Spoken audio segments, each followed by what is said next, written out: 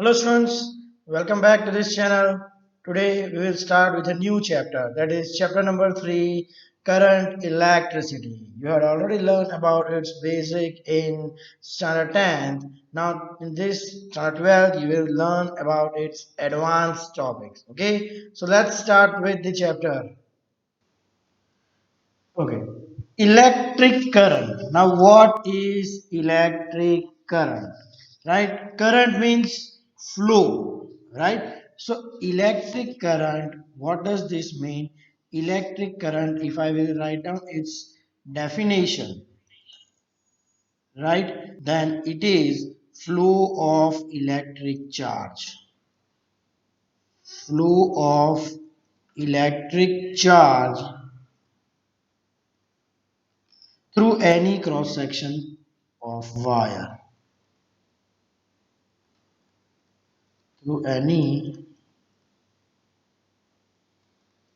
cross section of wire, right? That is electric current. What is electric current? It is the flow of electric charge through any cross section of wire, or I can write down through any section of wire. That is electric current, right? Now if I take for a given interval of time, if I take that, let's take q plus, this is the flow of positive charge or amount of positive charge moving in forward direction, right? Moving in forward direction, right? And q minus, that is the amount of negative charge, okay, that is also moving in forward direction, okay, in any interval of time t. See, if q1 is the amount of positive charge moving in forward direction and q minus is the amount of negative charge, then what will be the total charge?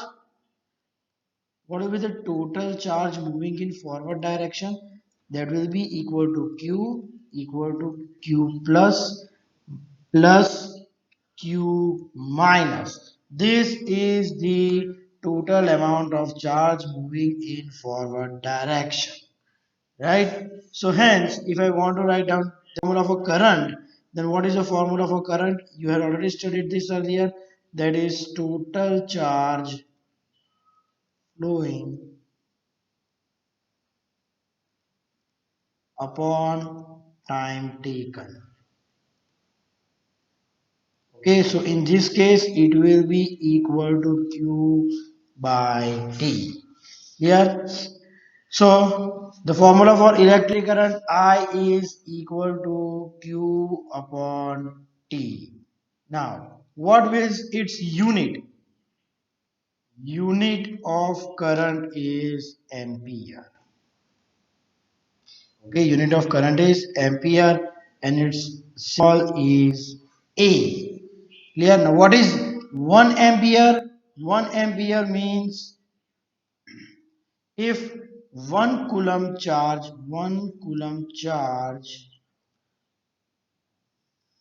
flows in 1 second in a conductor, then it is said that 1 ampere current is flowing. What is 1 ampere? 1 ampere is, it means that when 1 coulomb charge is flowing in 1 second in a conductor, then it is said that 1 ampere current is flowing, right? Remember, if you take an example of average lightning, okay, then it carries the current of the order of tens of thousands of ampere here, and at the other extreme current in our nerves, they are in micro ampere, right? So see, remember definition. What is electric current? Flow of electric charge through any cross section of wire. Okay, see that net charge, it means net charge. If q1 is the positive charge flowing in one direction, q2 is the negative charge flowing in the same direction, then the total charge will be equal to q plus plus q minus, that is equal to q, and I equal to q by t. Its unit is ampere. What is 1 ampere? When 1 coulomb charge flows in 1 second in the conductor, then it is said that 1 ampere current is to be flown. Okay. The next is electric current in conductors.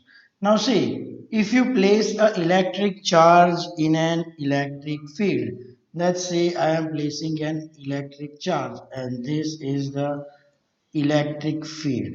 Okay. E. So what will happen? What will happen? This positive charge will experience a force, right? This will experience a force, right? And it will move in the direction of electric field and it will constitute a current. Okay, so what happened? Experience of force and it moves, so it contribute a current, right? Now see what happened in atoms and molecule.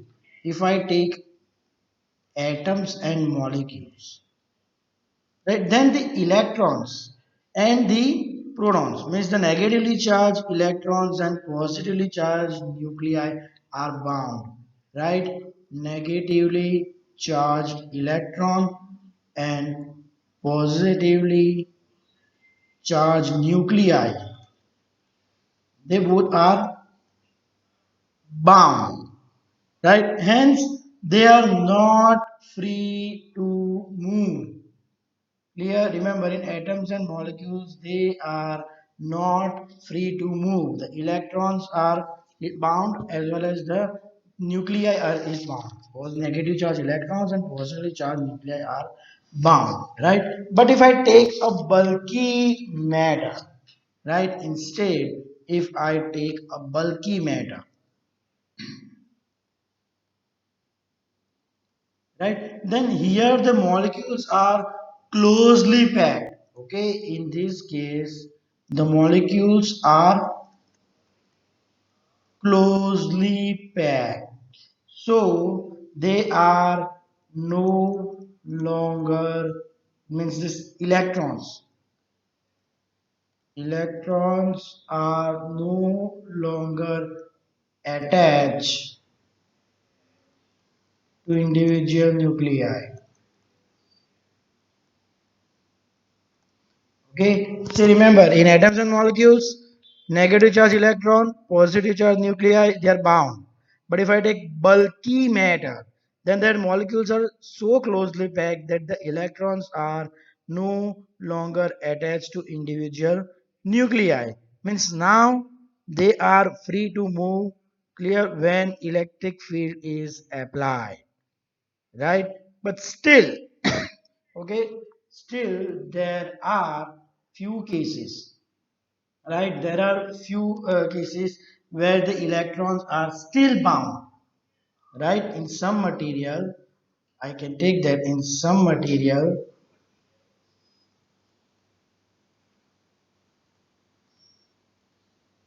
electrons are still bound.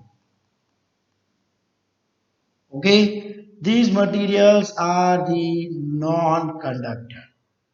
Here these are non-conductor, or I can say insulator, right? Whereas in metals, in some material, other materials, right? Whereas in other materials, especially metals, okay, especially metals. In metals, these electrons are free to move. Electrons are free to move. In metals, these electrons are free to move. So these are the conductors, right? Remember, when this happens, when electric field is applied. In some material, when electric field is applied, still these electrons are bound, means they are not free to move. Whereas in others, when electric field is applied, these electrons are free to move. Okay, when electric field is applied. Clear? So now see, in solid conductor, if I take solid conductor, if I take solid conductor, Then the flow of current is due to negatively charged electron. Here, if I take electrolytic solution, then the current is due to positive and negative ions. And if I take semiconductors, okay, if I take semiconductors, then the electron is due to negatively charged electrons as well as holes. Here, so this was in semiconductor. Remember, in solid conductor, the current is due to negatively charged electron. In electrolytic solution, it is due to positive and negative ions. Whereas in semiconductors, the current is due to negatively charged electrons as well as holes. Clear? So these are the three different categories. Now let's take an example of a solid conductor and when there is no electric field present, right? These are the electrons, right? These are the free electron. I will say free electron. Clear? So what will happen? It will move randomly.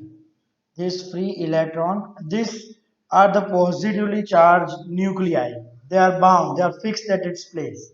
These are the free electrons, they move randomly, right? So when they move randomly, when they collide with the positive charged nuclei, they bounce back, okay? They change its direction, the velocity after collision is completely random, right? If this is going in this way, it will be in this way. So you can say that the average number of electron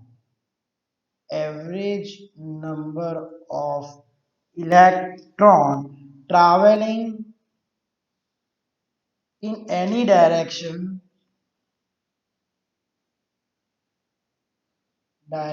will be equal to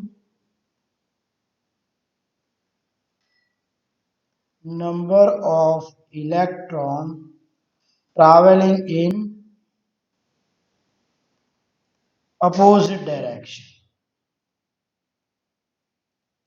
Okay, so it means average number of electron traveling in one direction will be equal to the number of electron traveling in opposite direction.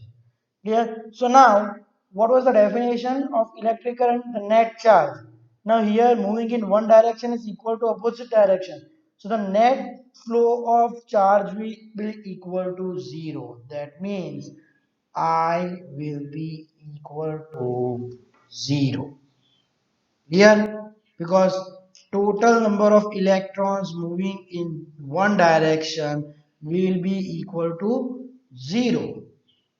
Okay, so this happens when in the absence of electric field. Here now if we apply an electric field, now see if I deposit a positive charge here, if I deposit a positive charge here, okay, and negative charge here. So what will happen? There will be an electric field existing from negative to positive in this direction. Clear?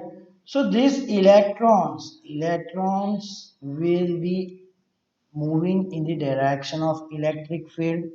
Okay, so electron will move in this direction and it will neutralize this charge. Okay, neutralize this charge. But now in this case, the net flow of electron in one direction is not equal to 0. In this case, the net flow of electron in this direction is not equal to 0. That means current is, or I will say I is not equal to 0. That means current will flow momentarily. I am writing momentarily because it will flow only till this positive charge is neutralized. Then the resultant electric field will be 0. here, then again it will be randomly, right? So now if I continuously deposit the positive charge, the amount of electrons neutralizing this charge, if equivalent amount of positive charge I am depositing here continuously, then there will be net flow of electron continuously, and hence electric current is flown continuously, right? This can be done by connecting to a battery, right? Connecting to a battery, we can get continuous electric field here, and there will be continuous flow of current in this conductor here. So this was about the flow of current in conductor. Next is Ohm's law, right? You had already studied it in standard 10. Right now, Ohm's law. What is Ohm's law? The electric current flowing through any conductor. I will write it down. Electric current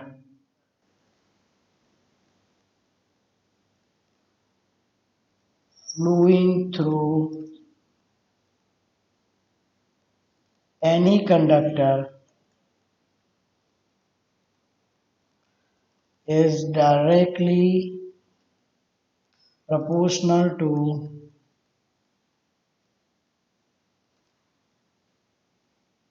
the potential difference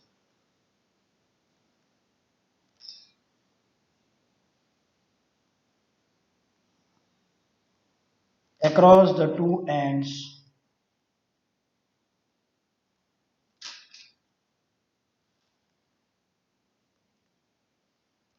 of conductor.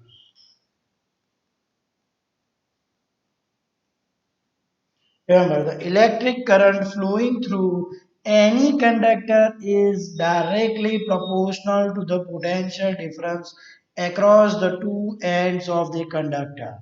Right? And the physical parameters like temperature, okay, pressure, it is not affecting it. Right? So, I will write it down. V is directly proportional to I. Actually, I is directly proportional to V. When I am removing the proportionality sign, I will get a constant that I will write it down as R. Okay, this R is a constant called resistance. Okay, this R is a constant that is called resistance. Right? Unit of resistance is Ohm. Unit of resistance is ohm. Okay. Now, if I draw a graph of electric current versus V, I versus V, then we will get a straight line, right? If a metal conductor, if you take a metal conductor, then the graph of I versus V will be a straight line. That means it obeys Ohm's law, right? There are certain limitation of Ohm's law also, like semiconductors, okay, certain diodes, they are not obeying Ohm's law. Means in that case, electric current is not directly proportional to the potential difference. In this case, if you take a metal conductor, okay, then it will obey Ohm's law, where electric current is directly proportional to the potential difference, right? So just note down this Ohm's law.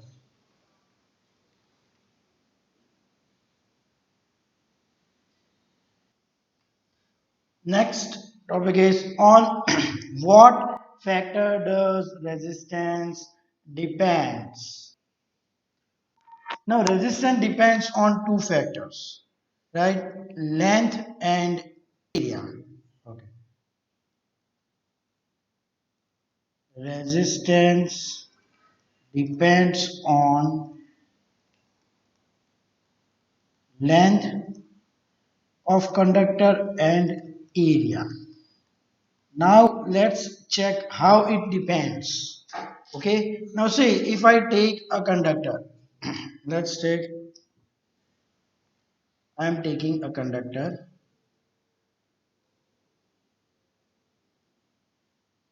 Okay, its length I am taking it as L, and this cross sectional area I am taking it as A. Potential difference, potential difference across these two end here is V, and current flowing I am taking current flowing as I. Clear? Means potential difference between this and this end is V, and the current flowing here is I. So what will be the resistance? We know that V equal to IR. That means the resistance is equal to V upon I. In this case, clear? In this case, the resistance is equal to V by I. Now, if I take two such conductors, identical conductors, right? Let's take identical conductors, such conductors. One joining it with other.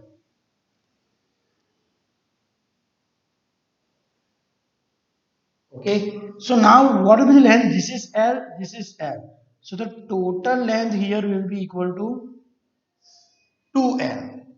Clear? The total length here will be equal to 2L. The area will be same, right? Cross sectional area, that will be A only. Now what will be the potential difference? See, when the length was L, when the length was L, the potential difference was V.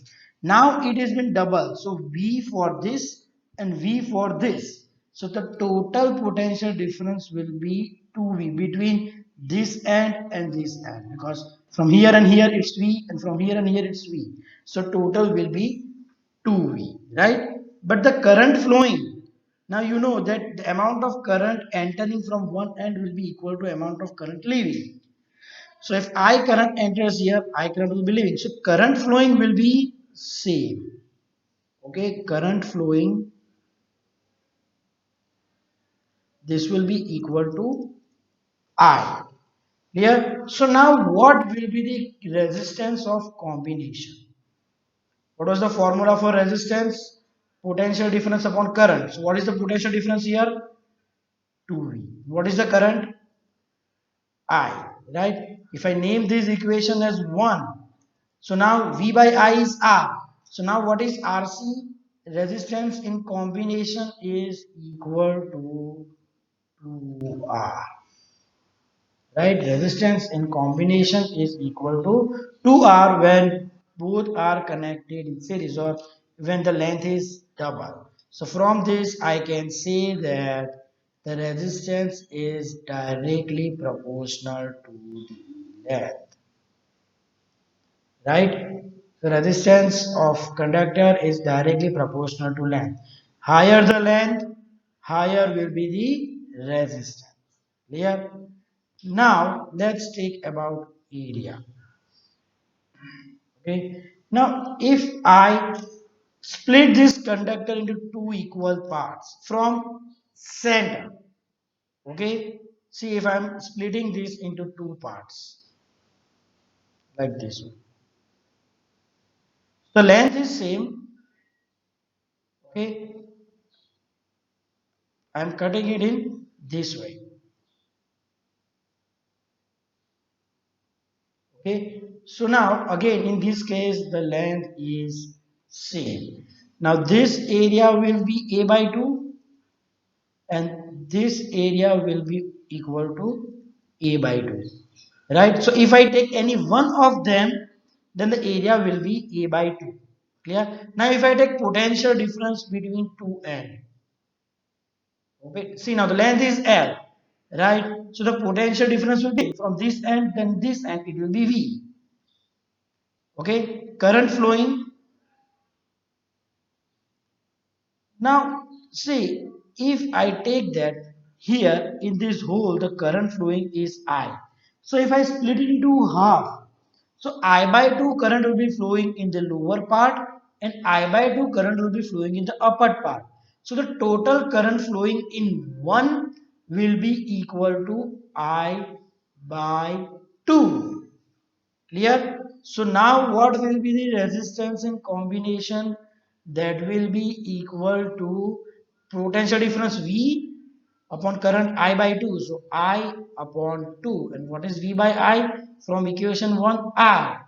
So that is equal to 2R. So RC is equal to 2R.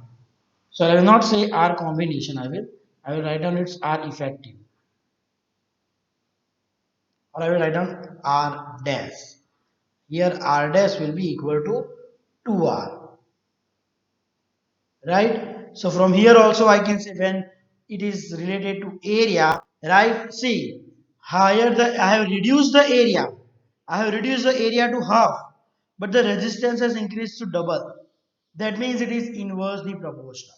So resistance is inversely proportional to area, right? In the previous case, in this case, I had increased the length, resistance has increased. That means directly proportional. Here I have decreased the area but increased the resistance. So it is inversely proportional. Okay, so if I combine these both, then I will get R is proportional to L by A. When I remove this proportionality sign, I will get a constant rho. So that is rho L by A, where rho is the resistivity. Okay, rho is resistivity. Now, resistivity does not depend on length and area. Since resistance, you increase the length, resistance increases. Area, you increase the area, resistance decreases. But resistance is independent of length and area, right? Okay, and the unit of resistivity is resistance, it's ohm, area meter square, and length meter, so it will be ohm meter. The unit of resistivity is ohm meter, right? And the opposite of resistivity is conductivity. Yeah, so this was about on what factor does resistance depends. It depends on length and area. Clear? So just note down this topic.